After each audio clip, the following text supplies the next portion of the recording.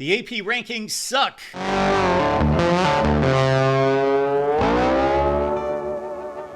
Oh, by the way, the coaches' rankings suck as well. Welcome into the Voice of College Football, best discussion, debate, and analysis in college football. Please like the video and subscribe. One of the reasons we started the top 25 that actually makes sense is that if you look prior to our introduction of the top 25 that actually makes sense, which dates to, I don't know exactly when we started that, about 4 or 5 years ago, we used to produce videos like we are right now, where we would look at the AP and the coaches rankings and say, look at this, look at this, look at this. This doesn't make sense. Look at this. This is ridiculous. This is no particular knock on any particular AP writer. I know a lot of AP writers. I have worked alongside many of them in the past. There are about 65 ballots that are sent in for both the AP and the coaches poll. And consider that the coaches typically don't vote in their own poll. That depends on the coach. What typically happens is that a sports information director, so he is the guy in charge of communications with the media, between the athletic department and the media, he is charged with filling out the rankings. Now, some coaches care more about the rankings than others, so he will get his instructions. He or she will get their instructions from that particular head coach, which is not typically a 1 through 25 list to say, this is my top 25. It is typically something like, fill it out any way you want. However, drop our rival to this, or lift our rival to that because we're about to play them and we want them to be as highly ranked as possible. Or we don't like them, or we like them, or put them here or put them there and put us at number 5. We're probably going to be number 13, but we should be number 5. Put us at 5. Whatever the case might be, there are typically some coaches' instructions, but it is not a true coaches' rankings where those 65 coaches are voting 1 through 25. Another thing that irritates me about the rankings, the traditional rankings, is that they don't stop at 25. It's not a top 25. It's a top whatever. Let's look at the rankings this week from both the AP and the coaches poll. They just decide to stop listing the teams at 25, but there's no difference between being number 25 and number 26 in regards to your relevancy among the voters. You can actually be closer to the top 25 as number 26 than maybe number 25 is to number 24. They just decided to stop listing teams at 25 because it's a good sounding number. It could be the top 18, it could be the top 43, it could be the top whatever. That's just a random number. And actually, it used to be the top 10 in the 1960s. There was an 8-year period during the 60s in which it was a top 10. And there was a period of time prior to that and after that it was a top 20, 20. That's what I grew up with, the top 20. Then it went to top 25 in 1989. Why? Well, I think that editors and news chiefs across the nation figured we're going to have more interest in our paper, our newspaper, back when we had newspapers, folks, if you're under the age of 40, when we had newspapers, and they thought, okay, well, we're going to have more teams involved if we stretch it to 25. Therefore, there are going to be more fans out there and more readers that are going to be interested in our top 25 poll than a top 20 poll. That's the only reason that decision was made. Much like expanding the college football playoffs. Why is that done? For money. And so there's nothing magical about 25. And also keep in mind that, again, it's the top 1 through wherever the list ends, usually around 40 or 45. Those teams are ranked just like the top 25. They're just not listed, but they have votes just like everybody else. So when somebody says so-and-so is unranked, well, do they have any votes? Oh, they got 3 votes. They're number 38. It's not that they're not ranked. They are ranked. It's the same process. Let's get to some particulars this week that don't make any sense. Georgia's number 5 in the AP poll. Number 4 in the coaches poll. Bama beat Georgia. They both have 1 loss. You got to honor the head-to-head there. Bama's at number 7 in both polls. Bama won the game head-to-head again.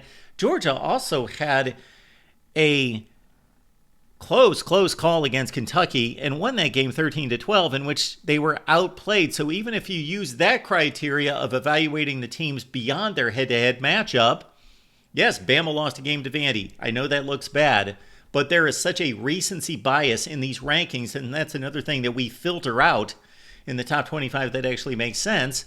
We don't just look at the last game and say, well, so-and-so was number 13, and they lost to a number 8 team, so we're going to drop them from 13 to about 20. No, we tear up the rankings every week. We reevaluate, because also think about this. It's not about where you were ranked and how high you should go up or how much you should drop based on a win or a loss, or a poor win or a really good loss against a good team. It's about what's going on around you as well. These are not rankings in a vacuum. You could be highly effective. You could win a game and actually be impressive, but you beat a bad team, and it just so happens there's a team behind you that beat a really good team, one of the top 10 teams in the country. They're going to leapfrog you, or they should, because their resume is suddenly better than yours. So it's an evaluation of the total resume, and you've got to go back.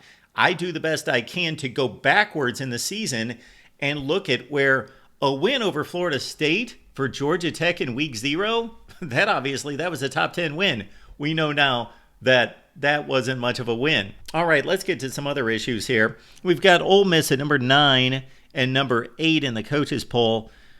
Ole Miss blew out 4 lousy teams. They did defeat a South Carolina team that had 2 impressive games, one a 25-point win against Kentucky, and a loss, a close one, to LSU, in which they outplayed Brian Kelly's team. That is based on Ole Miss being a close to top 5 team preseason, and then dropping heavily against Kentucky, and then rebounding against South Carolina, and they are overranked at this point. We also have Utah. This is a bad ranking right here. Number 16 in the AP, 17 according to the coaches. They beat a bad Baylor team by 11. They beat a awful Oklahoma State team that continues to get trounced by marginal teams like West Virginia. They beat Oklahoma State by 3. I watched the game. They controlled the game better than a 3-point win, but still a 3-point win. They lost to Arizona by 2 scores. Arizona's a 2-loss team. Washington State, look at their resume. Oregon State, look at their resume. Boise State, those teams all have better wins than Utah. They all have better resumes than Utah. Utah should not be number 16 in the country. Again, it's a preseason ranking that's been slightly tweaked because they just happen to beat 4 bad teams, not by much, and then they lost. So they got knocked down a little bit. But Utah has not earned a number 16 ranking. Missouri, they might be the worst example here. Number 21 in the country, number 18 in the coaches poll. They beat Boston College in a close game, and now Boston College is starting to falter. They just lost to Virginia by 10 points. Of course, are the writers, the voters, taking this into account? No, of course they're not. Boston College got off to a decent start. They beat Florida State. They were undefeated. They lost to Missouri. Missouri gets credit for a decent win. Now Boston College is starting to falter. Vanderbilt, okay, that turned out to be a decent win in a sense. Let's not overrate Vandy just because of the Bama win. That was tremendous. It's historic, but Vanderbilt still lost to Georgia State. So Missouri basically has no good wins, and they lost to Texas A&M by 31 points.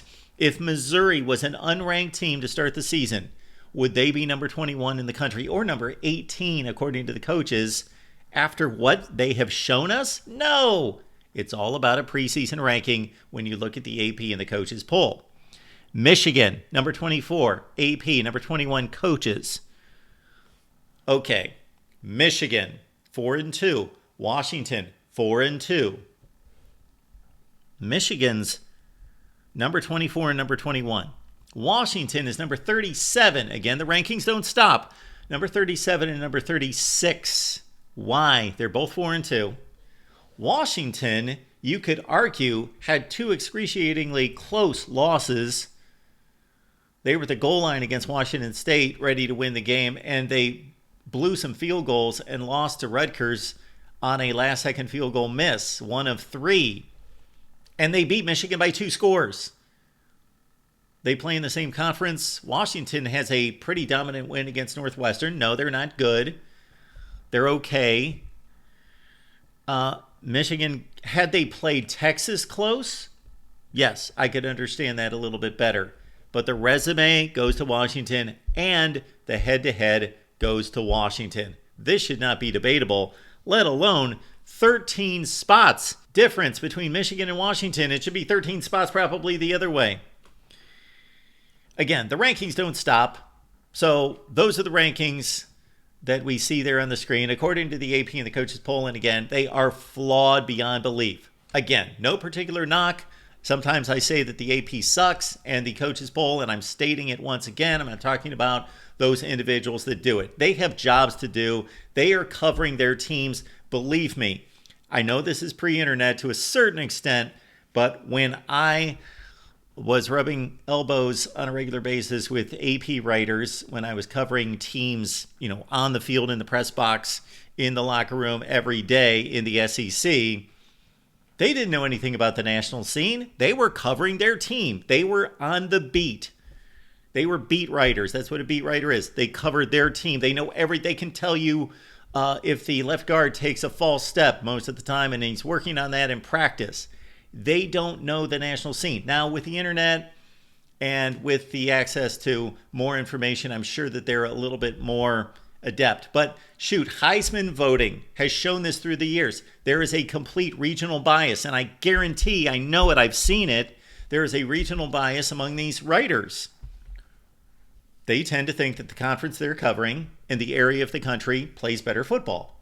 I guarantee you that if we went through every AP writer and the coaches poll, that we would see the regional bias.